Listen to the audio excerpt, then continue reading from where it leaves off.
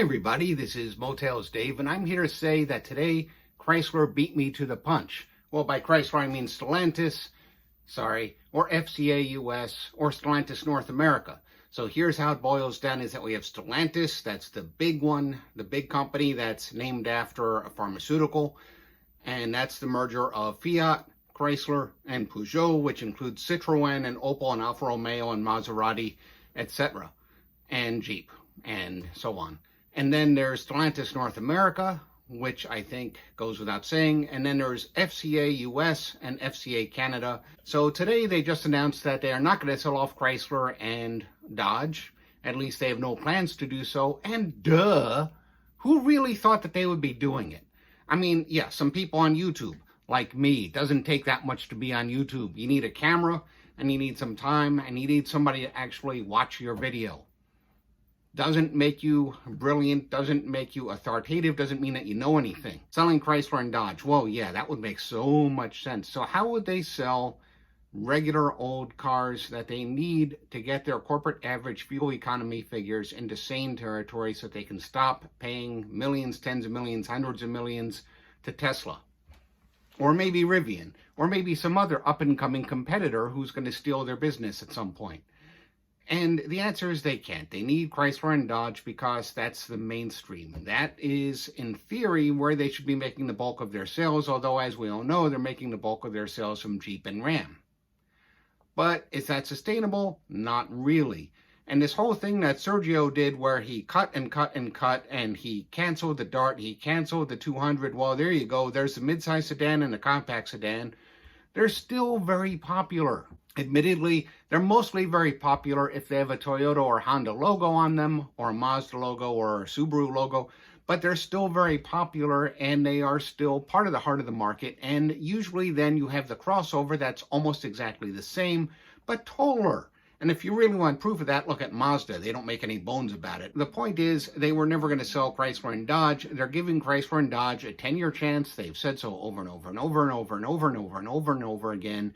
And I think we can believe them. They've got 6 or 7 years left. I don't have the exact count of years left.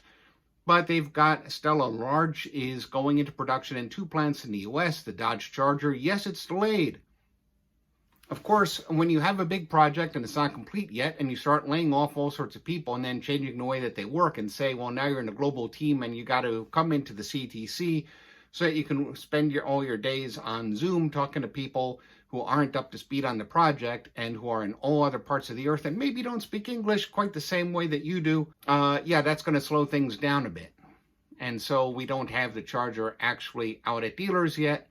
But it's coming. We know it's coming. We've seen it. You know, they've shown us the Charger. We know it's on the way here. It's going to have battery electric and gasoline variants. And we can be pretty sure there's going to be a shorter wheelbase version of it because the current Charger is huge. So there's probably going to be a shorter wheelbase version, and that might be called the Challenger, and it might not. And then there's probably going to be a Chrysler on the same platform. Well, we're pretty sure that there is. They've said that there is. There probably is going to be. And then you've got Stella Medium coming up. The first one is going to be the Jeep Compass. That's coming out of the Brampton plant. No, they're not selling it to BYD. That's another rumor that we can just sort of toss out there. Yes, people from BYD visited the plant. So, because, you know, they visit each other's plants on a regular basis. Sometimes it's at the behest of the company selling the robotics, saying, look, buy our robotics. We'll make an arrangement. You can go and see them being installed or see them in action at such and such a plant. Go over there and take a look. Or maybe Stellantis is planning to buy something from BYD. We don't know. For all we know, they're thinking of buying batteries or motors from BYD. All sorts of reasons that they could be there. So main thing is that Stellantis came out today and said, guys, we're not selling Chrysler or Dodge. We don't know why we have to tell you this again. We're not doing it. We don't know where you get these ideas. Stop talking about it. Chrysler and Dodge both get another chance. And hopefully they work out. You know, it's a century since the first Chryslers made and sold. I'm going to have a book on this coming out very, very soon. If you're interested in the book on Chrysler, the first century, not the title, then stay on this channel and I'll tell you about it later, and I'll give you a chance to buy an early copy. You can have it signed if you want to, and you can get a discount if you want that, but it's going to be available very soon. And it would be nice if Chrysler had another century Anyway, one thing that we do know is that in the next few years, Chrysler and Dodge will stay within Stellantis. They're not going to sell them to Walter Chrysler's great-grandson. They're not going to sell them to BYD. And they're not going to sell them to Mattel. So I'll see you soon. And hopefully you're happy with the news. Maybe you're sad with the news. I can't tell. But I really don't think that the selling Chrysler and Dodge rumors ever made any sense. And I think that if they're going to wind one of them down, they would probably keep the name in play in trademarks by selling models and stuff like that. I don't think that they would let another manufacturer use it. But when you think about it, if you want to sell Peugeots in the U.S., you're not going to get very far. First of all, Americans don't know how to spell Peugeot generally, and that's fine. Secondly, people don't want to spell Peugeot, which I fully understand. Every time I type the word Peugeot, my fingers say, why are you making me do this?